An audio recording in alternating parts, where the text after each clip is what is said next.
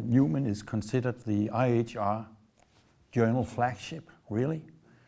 And the IHR is sort of based on that kind of idea about the study of religion as it is called today. So study of religions in an IHR perspective is this combination of historical, philological, comparative, and of course today also sociological, psychological, etc. approaches. The journal Numen, of course, has developed so that it has also become more inclusive. But it has not developed to such a degree that you cannot recognize the beginnings in where we are today.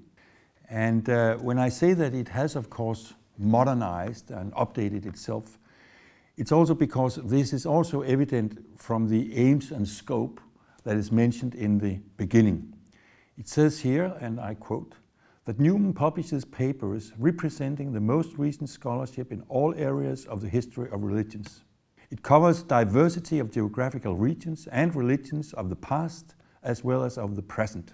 We are very keen on stressing that the IHR is not for confessional, apologetical or any other purposes. It is strictly for the academic study of religion.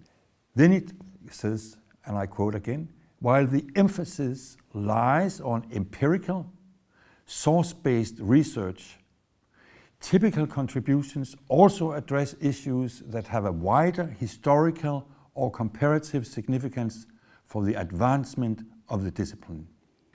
And it goes on, Numen also publishes papers that discuss important theoretical innovations in the study of religion and reflective studies on the history of the discipline. The IHR, just like Numen, has developed.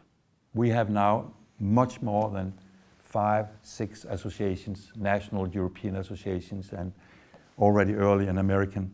We have now more than 40 national and regional associations all over the world. That the common ground where scholars of religion meet within the IHR, that is on the ground where we look at religion as a human, social, historical phenomenon, and we study it as such.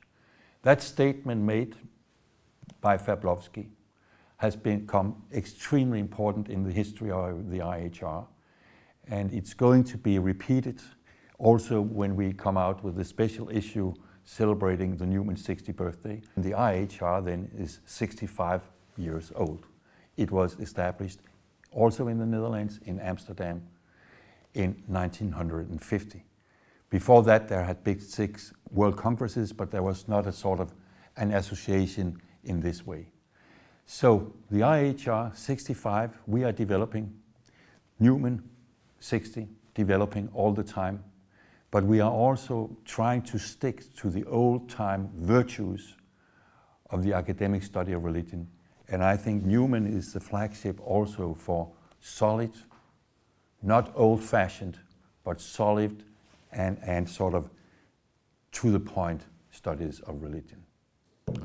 I shall focus on 3 aspects related to the journal Numen, the leading journal in the field of the comparative study of religion, founded by the Italian historian of religion Raffaele Pettassoni 60 years ago, in 1954, and led by him in solitude until his death in 1959.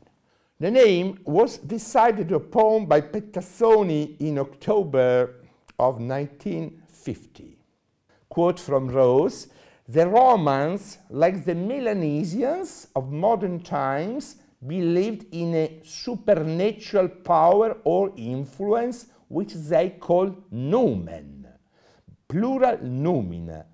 And Cicero again, speaking of the Stoic Supreme Being, says that all things obey his Numen. Among the collaborators of the first 6 issues of Numen, edited by Pettassoni himself, we can list the leading historians of religions of the 20th century. and many others like Duchesne-Guillemin, Jacques Duchesne-Guillemin, the Belgian famous scholar of religion and Iranian especially, who died just 2 years ago. Oscar Kuhlman, the great scholar of New Testament, most history of religions. Arthur Darbynock, super important. Robin Ziner, great British scholar of religion, especially Iranian again, and also Hinduism.